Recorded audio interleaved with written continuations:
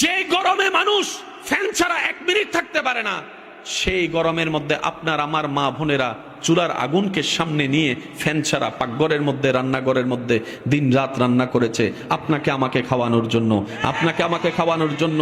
প্রশংসা তো জীবনে করেই নাই, বদনাম করতে, দোষ ধরতে ছাড় দিই নাই।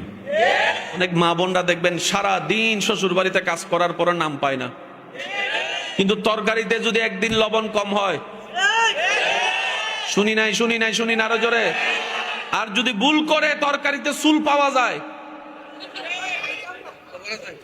17 বছর ধরে রান্না করে খাওয়াইছে।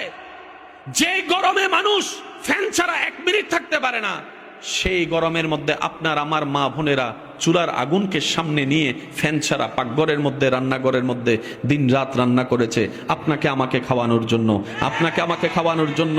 প্রশংসা তো জীবনে করেই নাই, বদনাম করতে, দোষ ধরতে ছাড় দিই নাই। নিজের টাকা দিয়ে যখন রেস্টুরেন্টে খেতে যাই, খাবারও খায়, টিপসও দেন, আবার বাইরে এসে স্ট্যাটাস মারেন।